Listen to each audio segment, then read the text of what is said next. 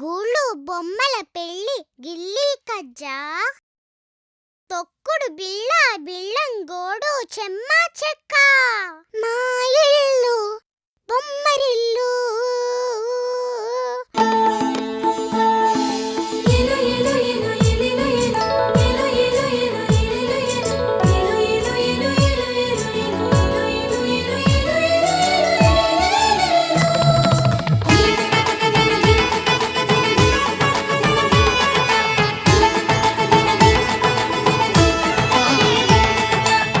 జలరాలే చినుకుల్లో మిలమిలలాడే తడుకుల్లో జలరాలే చినుకుల్లో మిలమిలలాడే తడుకుల్లో చిరు చిరు మెరుపుల హరివిల్లు ఆనందాల పొదరిల్లు చిరు చిరు మెరుపుల హరివిల్లు ఆనందాల పొదరిల్లు మా ఇల్లు బొమ్మరిల్లు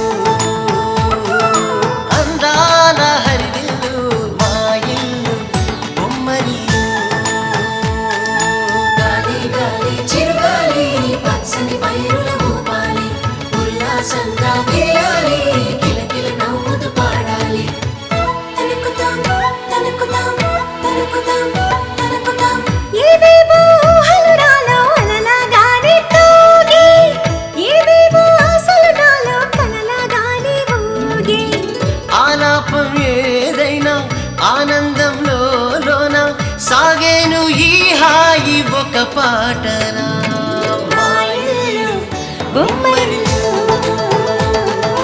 అందాల హరివిల్లు మా ఇల్లు బొమ్మరిల్లు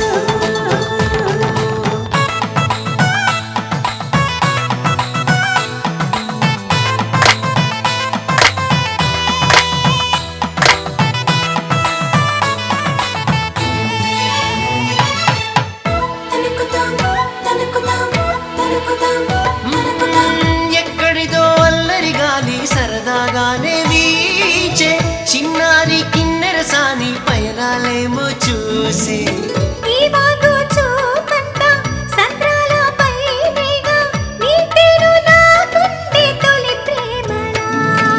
మా ఇల్లు బొమ్మరిల్లు అందాల హరివిల్లు మా ఇల్లు బొమ్మరిల్లు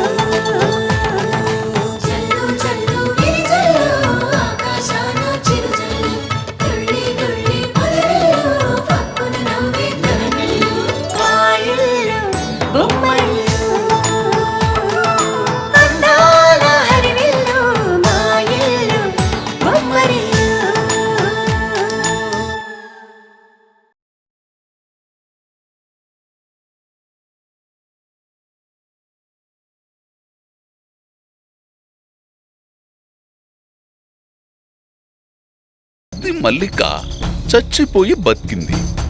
ఈ బుడ్డది బతికిపోయి నన్ను చంపుతుంది. కానీ ఆ బుడ్డ దాని అడ్రస్ నాకు తెలిసిపోయింది. రేపు నీ పని నువ్వు ఫినిష్ చేయి, నా పని నేను ఫినిష్ చేస్తా. అయ్యో అలా ఏడవకూడదు తల్లి. అదుగో అలా భయపడి ఏడుస్తేనే కదా జ్వరం వచ్చింది.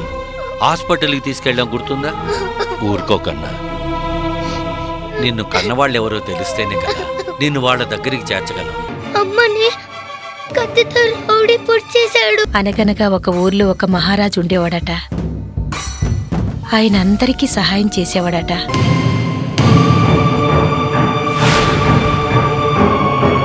ఒకరోజు ఒక దొంగ ఆయన రాజ్యాన్నంతా ఆక్రమించుకుని ఆయన ఆస్తంతా దోచుకున్నాడట. ఇతను మీకు ఏమవుతాడు? ఇతను నాకు తమ్ముడు లాంటి వాడు డాక్టర్.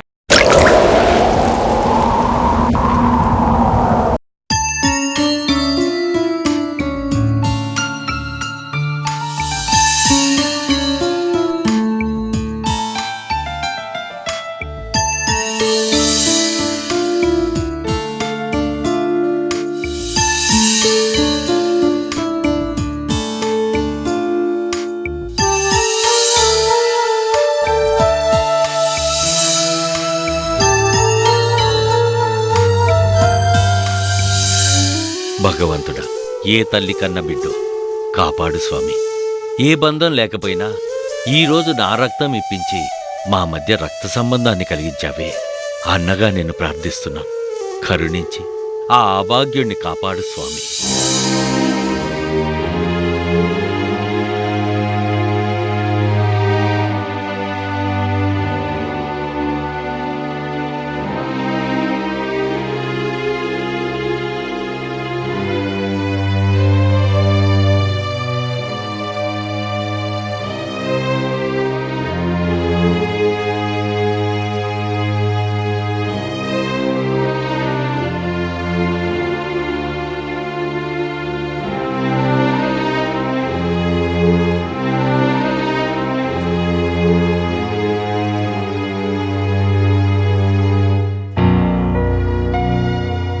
సిస్టర్, అతనికి ఎలాగుంది?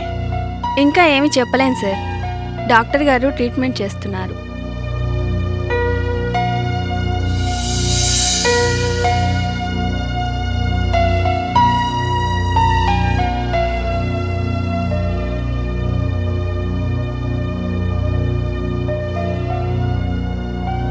డాక్టర్ గారు, మా వాడికి ఎలాగుంది? అతనికి కావాల్సిన అన్ని ఏర్పాట్లు చేశాం. ట్రీట్మెంట్ కూడా బాగా జరిగింది. ఇప్పుడు అతను టోటల్గా out of danger. Don't worry. అతని గురించి ఆలోచించడం మానేసి హ్యాపీగా ఉండండి.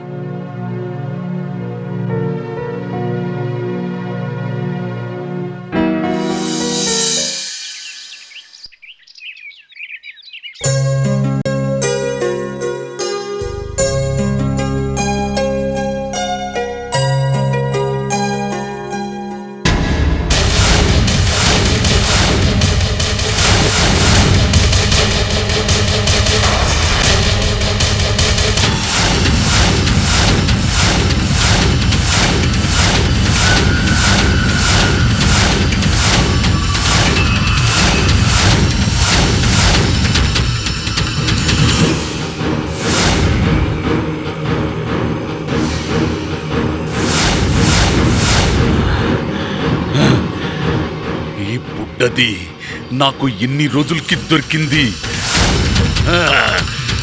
ఈ రోజు దీన్ని కథం చేస్తా.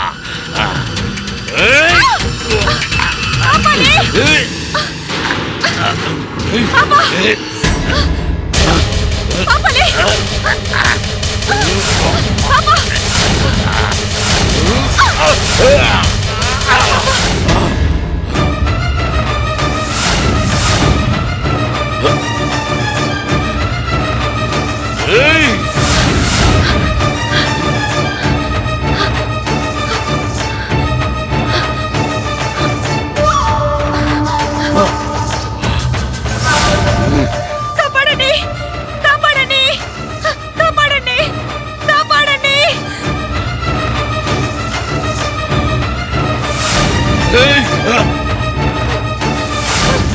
రండయ్యా, ఎవరైనా కాపాడండి. మా ఇల్లు బొమ్మరిల్లు.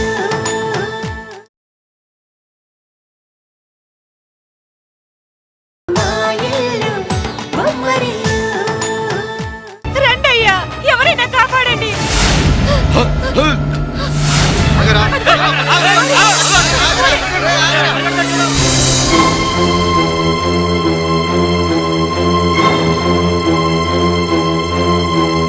నీకేం పర్లేదు నాన్న.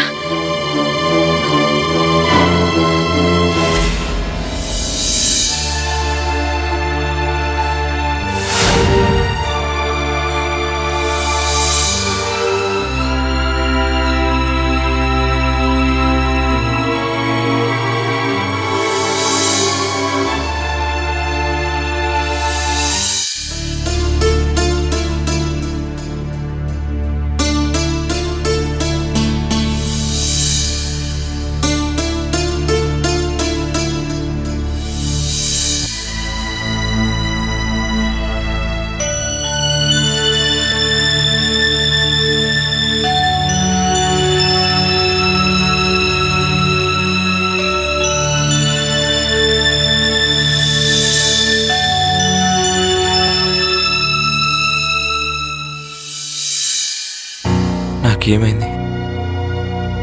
నేనెక్కడున్నాను డాక్టర్? నువ్వు బాగా తాగి ఆ మత్తులో యాక్సిడెంట్ చేసి రోడ్డు మీద పడి ఉంటే నిన్ను తీసుకొచ్చి మా హాస్పిటల్లో అడ్మిట్ చేశారు.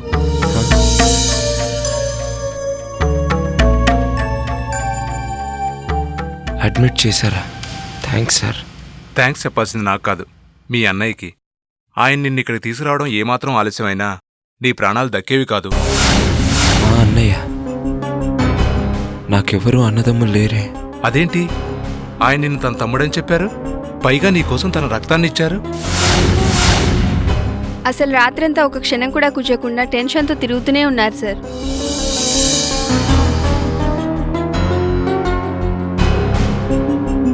అదిగో వస్తున్నారు.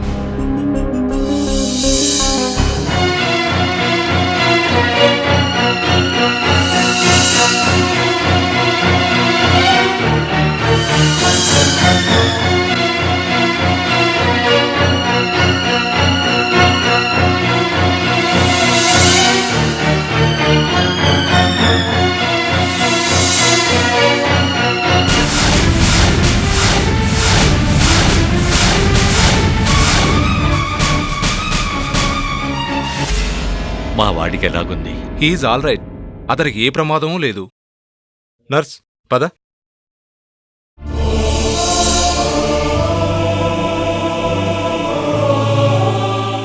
సార్, మీరు నా పాలిట దేవుడు సార్. నేను మనిషినే. అనవసరంగా దేవుణ్ణి చేసి ఎవరికీ కనిపించని వాడిగా మాత్రం చెయ్యొద్దు. మీరా సార్ నా ప్రాణాలు కాపాడింది. ఛా, ఊరుకో. ఇందులో నేను చేసిందేముంది? నా స్థానంలో ఎవరున్నా ఇదే పనిచేస్తారు. ఒక మనిషిగా నా బాధ్యత నిర్వహించాను, అంతే. లేదు సార్, మీకు తెలీదు. మీరెవరిని కాపాడారో మీకు తెలీదు. కాపాడటానికి ఎవరూ తెలియాల్సిన అవసరం లేదు. మనకు తెలియకుండానే ఆ భగవంతుడు మన మధ్య రక్త సంబంధాన్ని కల్పించి నాకొక తమ్ముణ్ణిచ్చాడు. లేదు సార్, మీకు తెలీదు. నేను దుర్మార్గుడు. డబ్బు కోసం మానవత్వాన్ని మరిచి హత్యలు చేసే హంతకుణ్ణి. అవన్నీ ఇప్పుడెందుకు? ముందు నువ్వు రెస్ట్ తీసుకో. నేనెవరిని చంపడానికి వచ్చానో మీకు తెలుసా?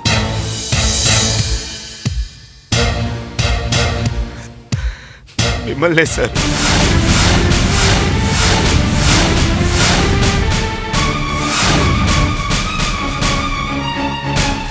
నన్నా? అవును సార్. నన్ను చంపాలనుకున్నావా? ఎందుకు? నేను నీకేమన్యాయం చేశాను? నాతో నీకేం శత్రుత్వం ఉంది? మీతో నాకు ఎలాంటి శత్రుత్వం లేదు సార్. కనీసం మీరెవరో కూడా నాకు తెలియదు. మరి నన్ను ఎందుకు చంపాలనుకున్నావు? డబ్బు కోసం సార్. మిమ్మల్ని చంపితే నాకు 4 లక్షలు ఇస్తా అన్నారు సార్. పోనీలే, కనీసం నా బ్రతుక్కి విలువ లేకపోయినా చావుకైనా విలువ ఉంది. ఇప్పటికైనా నేను సిద్ధమే. నన్ను చంపి ఆ 4 లక్షలు నువ్వు సంపాదించుకో. కమాన్, చంపు. నన్ను చంపు. లేదు సార్, లేదు. మీరు నాకు ప్రాణభిక్ష పెట్టిన దేవుడు సార్. అవసరమైతే నా ప్రాణాలు మీకోసం అర్పిస్తాను, కానీ మీ ప్రాణాలు తీయలేదు సార్. తీయలేదు. తీయలేదు. మా ఇల్లు బొమ్మరిల్లు.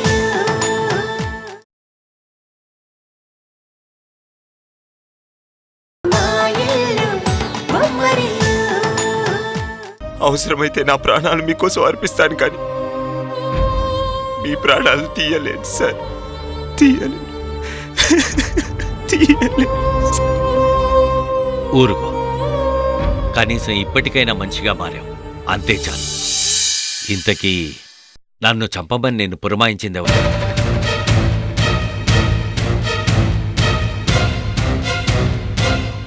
హరి.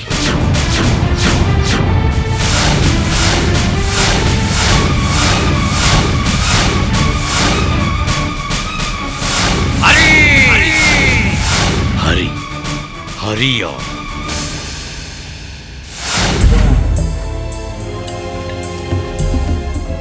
పనికిరాని వెధవలు.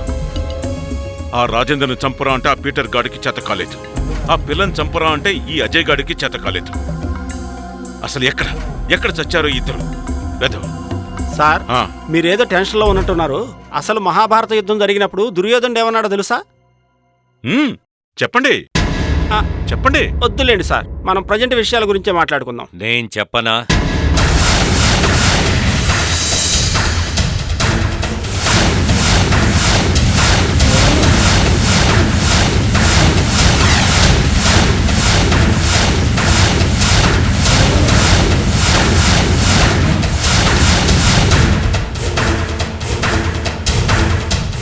ఏంటి హరి అంత ఆశ్చర్యంగా చూస్తున్నావు? నన్ను చంపమని పీటర్ని పంపించిన ఇంకా బ్రతికే ఉన్నాడేంటా అని ఆశ్చర్యంగా ఉందా? నన్ను చంపమని పీటర్ని నువ్వు పంపించావు, కానీ దురదృష్టవశాత్తు వాడే చావుకి దగ్గరయ్యాడు. వాడి అదృష్టం కొద్దీ చివరికి వాణ్ణి నేనే కాపాడా. అసలు నా మీద నీకెందుకురా ఇంత పగ? నా బిజినెస్ దెబ్బతీశావు, నన్ను నా కుటుంబాన్ని రోడ్డు పాలు చేశావు, భార్గవి జీవితాన్ని నాశనం చేశావు, నా ప్రాణానికి ప్రాణమైన నా భార్యని జైలు పాలు చేశావు. ఇన్ని చేసినా నా కూతురు ప్రియ ఈ ఇంటి కోడలన్న ఒకే ఒక్క కారణంతో అన్నీ సహించాను. చివరికి దాని కాపురం కోసం నీ కాళ్ళు కూడా పట్టుకున్నాను కదరా. ఇంతకన్నా నన్నేం చేయమంటావురా? చివరికి ఈరోజు నా ప్రాణాలు తీయడానికి కూడా నువ్వు వెనకాడలేదంటే అంత పాపం నేనేం చేశాను? చెప్పు, చెప్పరా, చెప్పు, ఎందుకు నా మీదే తప్పగా?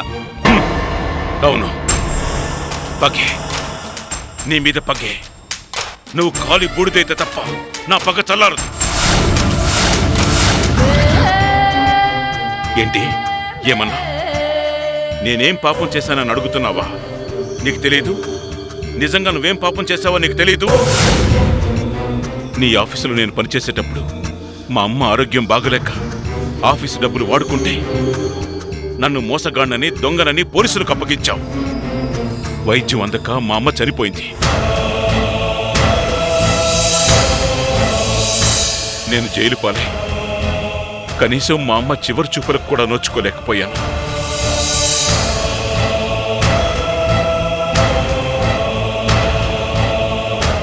చెప్పరా, చెప్పు, ఇంతకంటే నువ్వు ఇంకేం పాపం చెయ్యాలి?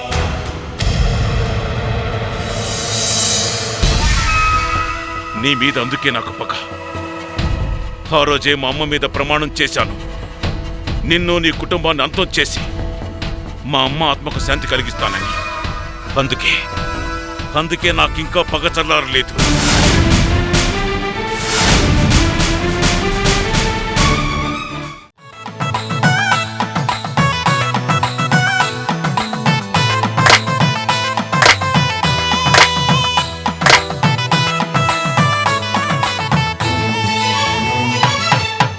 తనుకుతాం తనుకుతాం తనుకుతాం